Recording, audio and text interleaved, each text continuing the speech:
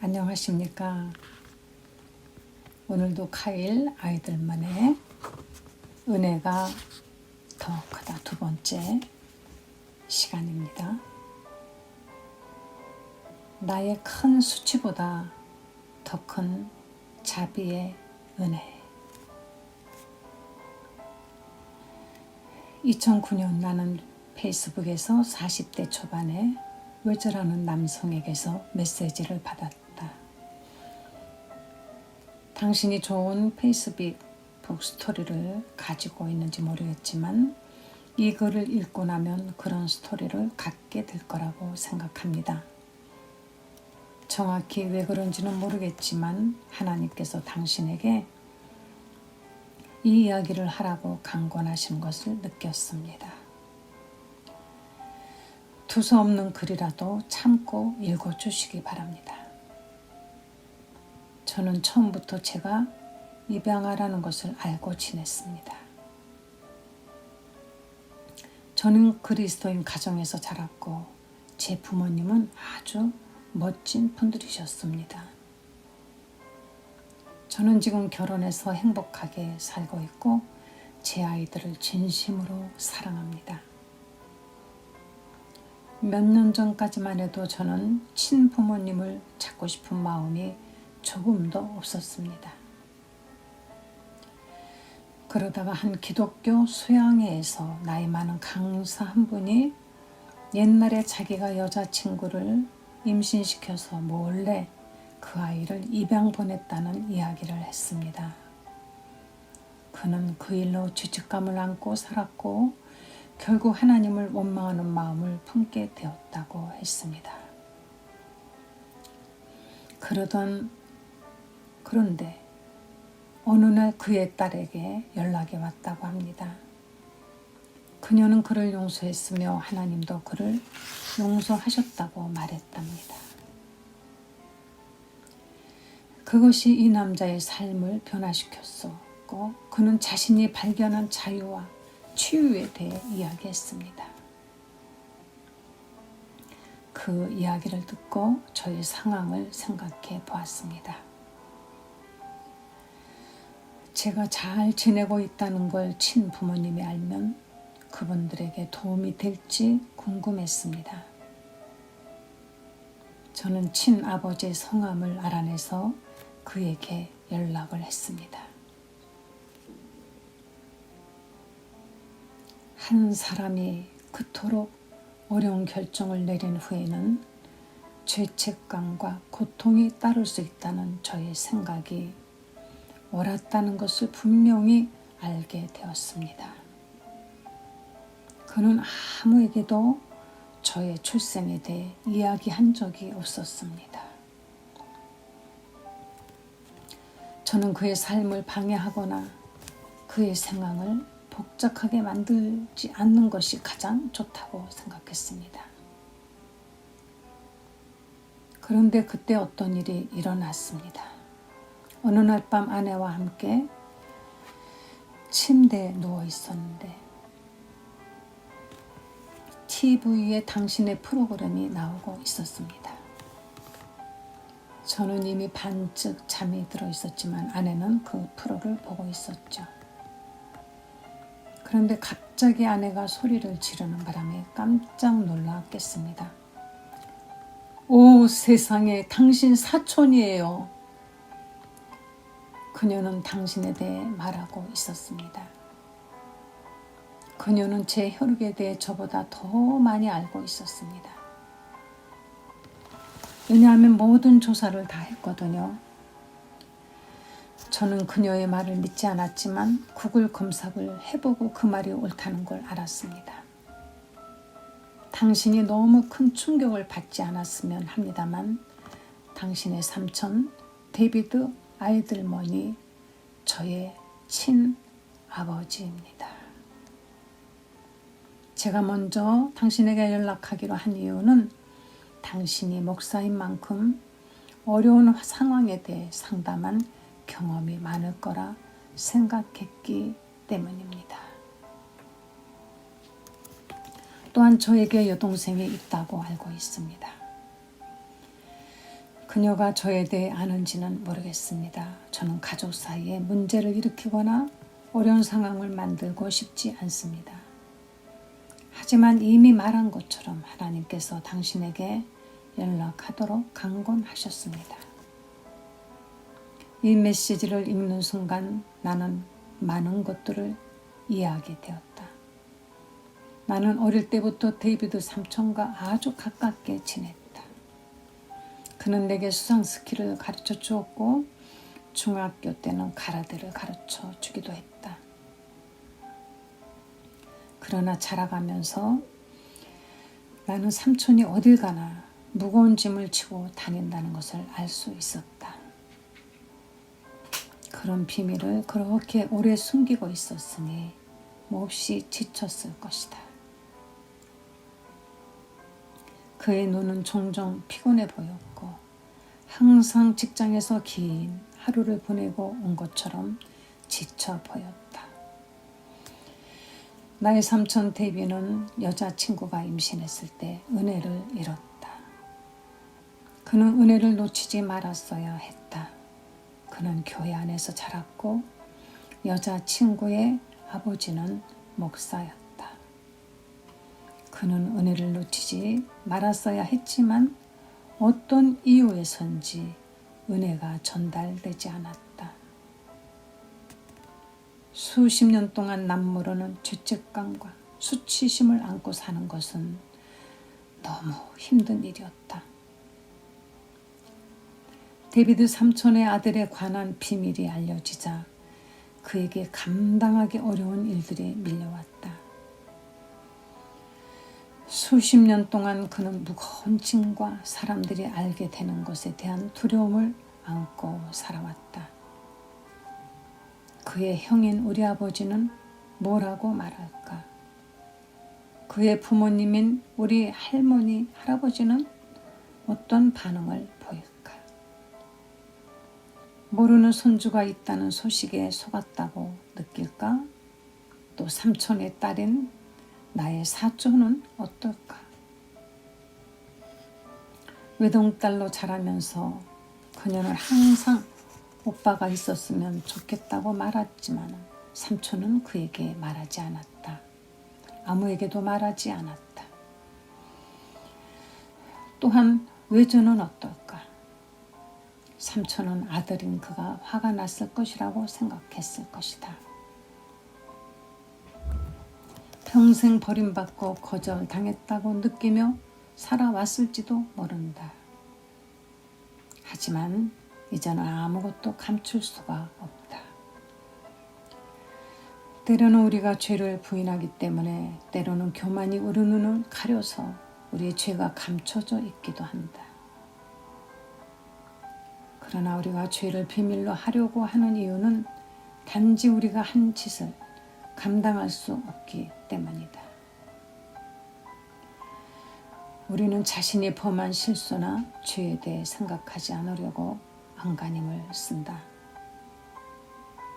그리고 하나님을 가까이 하지 않으려고 한다. 우리가 우리 자신을 용서할 수 없는데 어떻게 그분이 우리를 용서할 수 있겠는가? 아담과 하와가 죄를 짓기 전에 성경은 그들이 벌거벗었으나 부끄러워하지 않았다고 말한다. 하지만 죄가 등장한 순간 그들은 부끄러워하며 하나님을 피해 숨으려고 안간힘을 썼다. 때로는 우리의 은밀한 죄가 드러나고 더 이상 그것을 감출 수 없을 때 우리는 숨으려고 한다. 가능하면 아는 사람들을 피하려고 애를 쓴다. 수치심은 우리를 계속 따라다니면서 무자비하게 속삭인다. 너는 용서받을 가치가 없어. 넌 두 번째 기회를 얻을 자격이 없다고.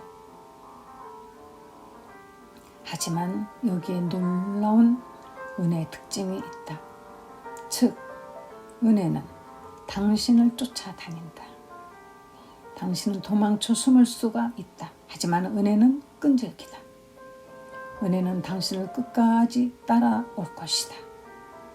지금 어떤 이들에게 바로 그런 일이 일어나고 있다. 그런데 당신은 그것을 알지 못한다. 말씀을 읽을수록 은혜는 점점 강력해진다. 목사인 나는 은혜가 마침내 어떤 사람의 문제를 따라잡는 그 순간을 목격하기 좋아한다. 나는 그런 순간을 아름다운 충돌이라고 말한다. 그 두 단어는 서로 어울리지 않는다. 충돌이라고 하면 부서지고 깨지고 망가진 이 같은 단어들이 떠오른다. 이 단어들은 일반적으로 아름답다는 말과는 어울리지 않는다. 그러나 복음에는 이런 아름다운 충돌들이 가득하다. 부서지고 깨지고 망가진 삶이 예수님과 충돌한다. 그것은 아름다운 일이다.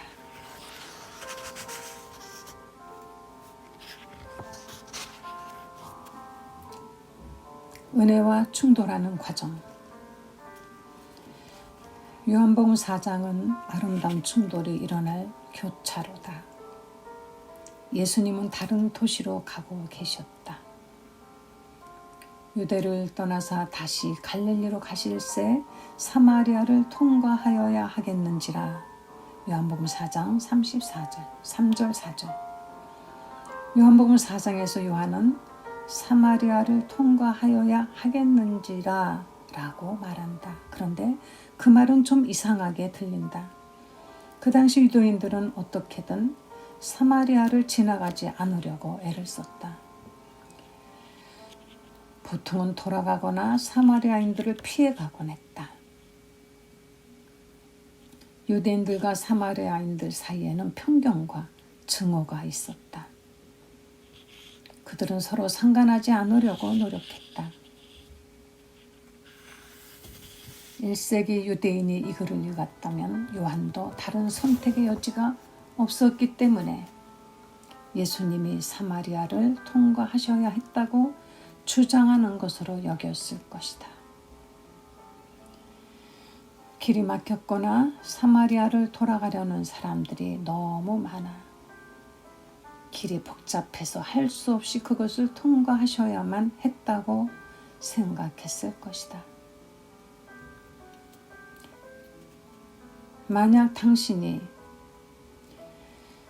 어느 기혼 남성에게 어젯밤 데이트할 때 뭘 했어요? 라고 묻는다고 상상해보자. 그가 단순히 양키 캔들에 가서 향초 냄새를 맡았어요 라고 말할까?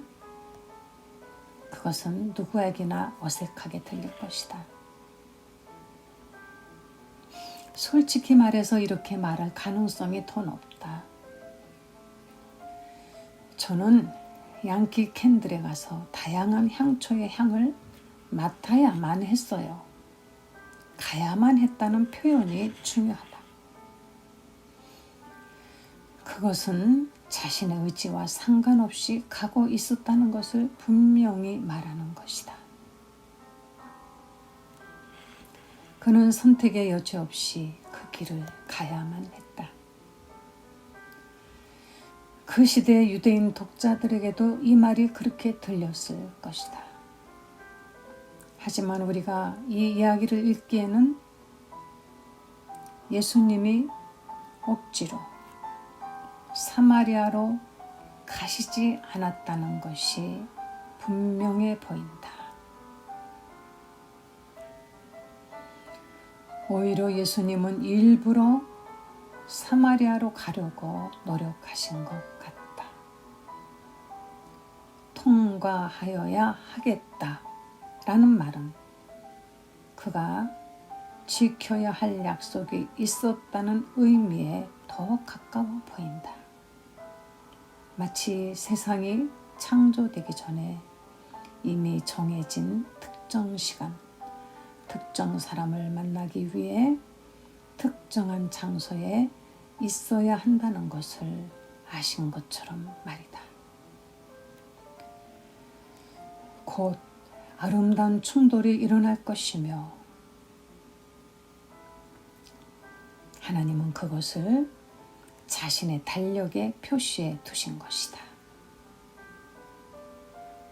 은혜는 이 여인을 따라갔고 그 도시의 우물가에서 그녀를 붙잡았다.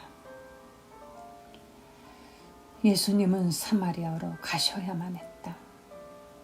그는 볕이 뜨거운 정오 즈음에 도착하신다. 제자들이 마을로 들어가 먹을 것을 구해 오는 동안 그는 우물로 가서 쉬려고 앉으신다. 누군가를 만나기에 흔치 않은 시간과 장소이다. 사람들은 보통 이른 아침이나 저녁 늦게 우물에 오지 강렬한 태양이 내리쬐는 정오에는 오지 않는다.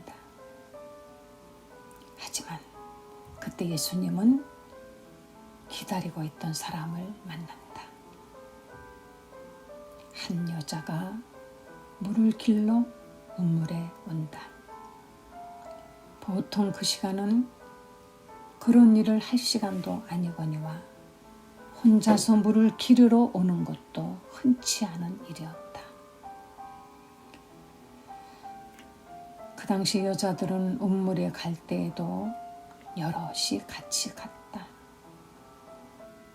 오늘날 여자들이 화장실에 혼자 가는 것이 드문 일과 마찬가지다.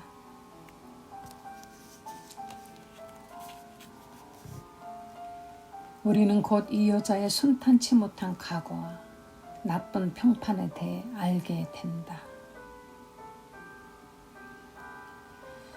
그녀가 혼자 우물에 온 것이 그녀가 사람들을 피했기 때문인지 아니면 사람들이 그녀를 피했기 때문인지 모르겠다. 아마 서로 피했을지도 모른다.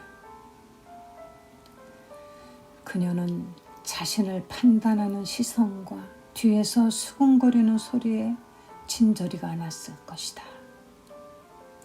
그래서 수치심과 거절감을 안고 혼자 왔을 것이다. 그녀가 오자 예수님은 그녀에게 물을 달라고 하신다. 그녀는 어떻게 해야 할지 몰랐다. 유대인인 그가 사마리아 여인인 그녀에게 말을 걸자 그녀는 어리둥절해서 그에게 묻는다. 당신은 유대인으로서 어찌하여 사마리아 여자인 나에게 물을 달라 하나이까? 예수께서 대답하여 이르시되 네가 만일 하나님의 선물과 또 내게 물 좀 달라 하는 이가 누구인 줄 알았더라면 네가 그에게 구하였을 것이요 그가 생수를 내게 주었으리라. 그녀는 정말 혼란에 빠졌다. 그녀는 육체적인 갈증을 해소할 줄 물만 생각했기 때문에 예수님이 물을 기를 그릇도 갖고 있지 않다는 것을 지적한다. 그러자 예수님은 그가 생명수시며 그녀가 이 물을 마시면 다시는 목마르지 않을 거라고 설명해 주신다. 그녀는 여전히 그 비유를 깊이 생각하지 않는다. 그녀는 그분이 이해가 되지 않는다. 그래서 예수님은 좀 더 직접적으로 말씀해 주시기로 한다. 이르시되 가서 내 남편을 불러오라. 여자가 대답하여 이르되 나는 남편이 없나이다. 예수께서 이르시되 내가 남편이 없다 하는 말이 옳도다. 내가 남편 5이 있었고 지금 있는 자도 내 남편이 아니니 내 말이 참되도다. 불편한 사실이다. 이 시점에서 그녀는 다시 비유로 이야기하고 싶었을지도 모르겠다. 예수님은 진실 앞에서 물러나지 않으시고 그녀가 한 일, 그녀의 삶이 엉망이 된 것을 사실대로 묘사하신다. 계속해서 물을 깃는 관계 운물도 그녀의 갈증을 해소해 주지 않으며 모든 것을 알고 계신 예수님도 점잖게 괜찮은 척 행동하지 않으실 것이다. 그녀가 예수님의 은혜를 받으려면 자신의 죄를 더 이상 감추지 말아야 한다.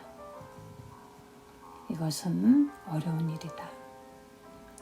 우리는 다른 길을 찾고 싶어 한다. 하지만 진실은 여기에 있다.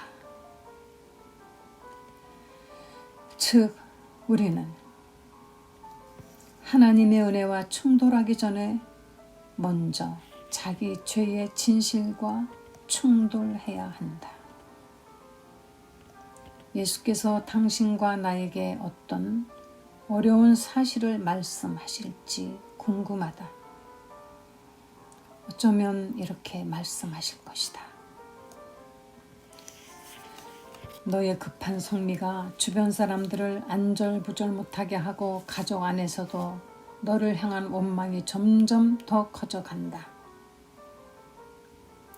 너의 음주 문제는 통제 불능 상태다. 너뿐만 아니라 더 많은 사람들에게 영향을 끼치고 있다. 너의 음란물 문제가 결혼 생활 가운데 친밀해줄 기회를 빼앗고 있다.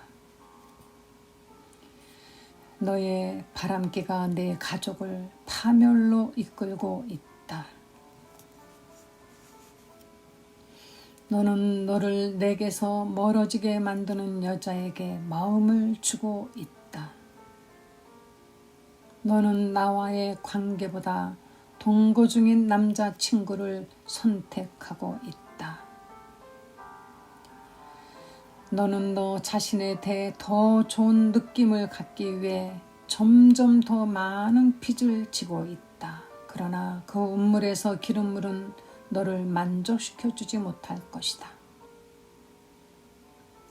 너는 독선적이고 율법주의적인 마음은 너와 함께 일하는 사람들이 나를 멀리하게 하고 있다. 너의 판단하는 태도와 냉혹한 말투가 손주들과 너를 멀어지게 만들고 있다. 예수님은 어려운 진실들을 말씀하신다. 그것은 우리가 어떻게든 피하려고 하는 은혜와 충돌하는 부분이다. 또한 누구라도 그렇듯이 운물가의 여인은 자신의 죄와 수치심에 대해 이야기 않으려고 한다. 여자가 이르되 주여 내가 보니 선지자로소이다. 우리 조상들은 이 산에서 예배하였는데 당신들의 말은 예배할 것이 예루살렘에 있다 하더이다. 우리 이야기에 잠시 정지 버튼을 누르고 예수님에 대한 이 여자의 잘못된 추종에 대해 이야기해보자. 이런 추종들이 삶 속에서 그분의 은혜를 잃어버리게 만들 수 있다.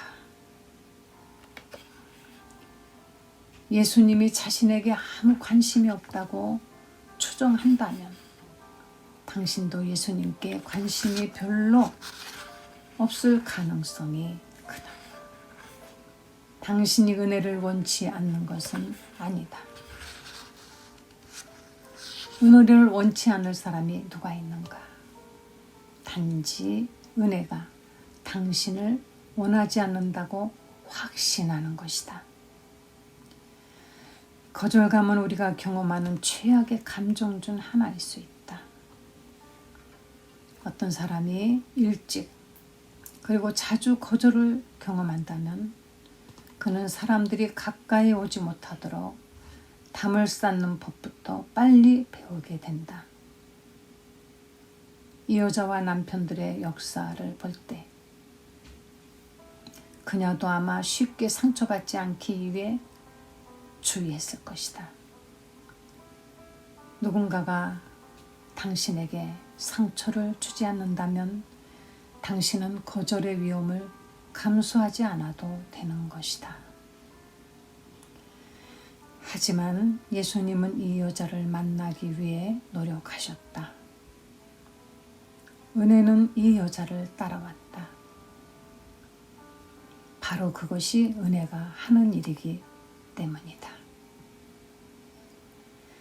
하루는 교회의 토요일 밤 예배에서 말씀을 전한 후 강단에서 내려왔을 때 한 남자가 다가와 말을 걸었다. 나는 그가 예배 중에 눈물을 흘렸고 아직도 약한 감정이 북받쳐 있는 상태라는 것을 알 수 있었다. 그는 내게 자신의 이름을 말했고 나는 그를 위해 어떻게 기도해 줄지 물었다. 그는 울부짖는 소리로 대답했다. 제 아내가 저를 떠났어요. 다 제 잘못이에요. 제가 정말 어리석은 일들을 저질렀거든요. 저는 그녀를 제대로 대해주지 않았어요. 그녀는 저에게 말을 하려고 했지만 제가 듣지 않았거든요. 하나님께서 저를 용서해 주시고 제 아내 또한 저를 용서하도록 기도해 주시겠어요? 저는 변할 마음 준비가 되어 있어요. 하지만 제가 이렇게 상황을 엉망으로 만들었는데도 하나님이 이런 저를 원하실지 모르겠어요. 그는 하나님의 은혜보다 자신의 실수가 더 크며 예수님은 이런 자신과 어떤 관계도 맺기를 원치 않으실 거라고 추정하고 있었다. 나는 그를 위해 하나님께서 그의 결혼 생활에 개입해 주셔서 그와 그의 아내가 다시 하나 되게 해 주시도록 기도했다. 하나님께 그와 그의 결혼 생활을 위해 싸워달라고 간구했다.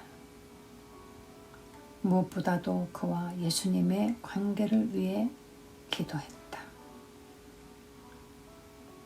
그가 교회에 온 것이 결코 우연이 아니며 하나님은 그를 거절하지 않으시고 그를 도와줄 준비가 되어 있으시다는 것을 그가 알게 해달라고 기도했다.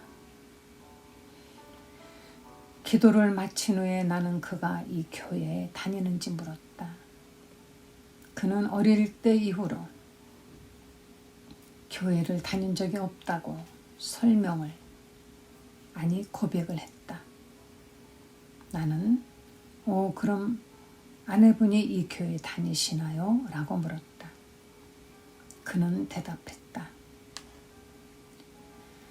아내도 교회에 다니지 않아요. 그럼 어떻게 여기에 오게 된 거냐고 묻자 그는 이렇게 말했다.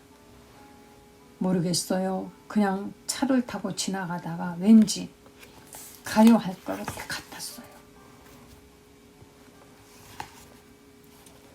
나는 그의 말이 무슨 뜻인지 이해했다고 생각한다. 나는 그에게 복음을 제시해주고 그와 함께 기도해 줄 사람을 연결해 줄 수 있는 몇 가지 개인 정보를 알아냈다. 다음 날 주일 아침 나는 말씀을 마치고 강단에서 내려왔다. 거의 끝나가고 있었다. 두 여자가 내게 다가와 말을 걸었다. 알고 보니 그들은 자매였다. 한 명이 다른 한 명을 위로하는 것으로 보아 힘든 일을 겪고 있는 것이 틀림없었다. 내가 그녀의 이름을 묻거나 나를 찾아온 이유를 물을 틈도 없이 그녀가 먼저 설명했다. 저는 오랫동안 교회에 다니지 않았어요. 제가 여기에 와도 되는지 모르겠지만 괜찮길 바라요. 어젯밤에 너무 속상했는데 제 동생이 오늘 아침에 여기 꼭 와야 한다고 했어요. 그녀는 내게 자신의 남편을 위해 기도해달라고 했다. 그들은 얼마 전에 헤어졌다고 했다. 그녀는 그가 더 이상 자신에게 관심이 없다고 생각했고 하나님이 남편의 마음을 부드럽게 해주시도록 기도해 줄 수 있는지 물었다. 이때 나는 심장이 쿵쿵 뛰었다. 나는 그녀에게 말했다. 당신의 이름도 물을 틈이 없었네요. 이름을 말씀해 주시겠어요? 하나님이 당신에게 윙크하시는 것 같은 기분을 느낀 적이 있는가? 나는 흥분한 나머지 바로 첫날 밤 그녀의 남편이 눈물을 흘리며 찾아왔다고 말해 주었다. 그가 잘못을 뉘우쳤고 하나님께 도움을 구했다고 말해 주었지만 그녀가 믿기 힘들어한다는 것을 알 수 있었다. 그것은 정말 아름다운 충돌이었다. 은혜는 도처에 날아다니고 있었다. 두 사람 다 하나님이 포기하셨고 너무 늦었다고 생각하고 있었다. 그들의 결혼 생활은 이미 너무 많이 망가져 버렸고 하나님은 거기 관여하지 않으실 거라고 생각했다. 하지만 하나님은 그들이 있는 자리에서 그들을 만나주실 준비가 되어 있으시다는 것을 명백히 보여주셨다. 예수님은 나보다 종교에 더 관심이 있으신가? 우물가의 여인이 대화 중에 무엇을 하는지 눈치챘는가? 그녀는 종교에 대해 얘기함으로써 예수님의 관심을 다른 데로 돌리려고 한다. 끝도 없이 토론할 수 있는 종교적 논쟁에 그를 끌어들임으로써 이 충돌을 피하려 하는 것이다. 종종 은혜가 잊히는 이유도 교회가 종교적 논쟁이나 해석의 차이에 사로잡혀 있기 때문이다. 우리가 종교적 혹은 유사 종교적인 논쟁에 얼마나 쉽게 마음이 흐트러지는지 알면 정말 깜짝 놀랄 것이다. 특히 누가 자신을 살피는 것이 약간 불편해질 때 이렇게 되기 쉬운 것 같다. 우물가의 여인처럼 우리는 예수님이 좀 더 개인적으로 다가오기 시작하실 때 종교적으로 변하는 경향이 있다. 나는 설교자로서 이런 일을 매우 자주 겪는다. 그것에 대해 약간의 이론을 세워보기도 했다. 사람들이 신학적인 해석이나 견해에 집착할수록 그들 삶의 일부 영역에서 예수님이 더 이상 개인적으로 다가오시지 않도록 막고 있을 가능성이 더 크다. 당신이 이 이론을 좋아하지 않을수록 그 이론을 더 강화하는 것이다. 그냥 그렇다는 것이다.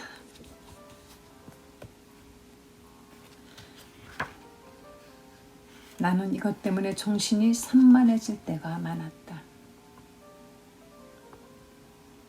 어떤 사람은 내게 이메일을 보내서 자기가 생각하기에 내가 빠뜨린 해석상의 세부 사항을 지적하곤 했다.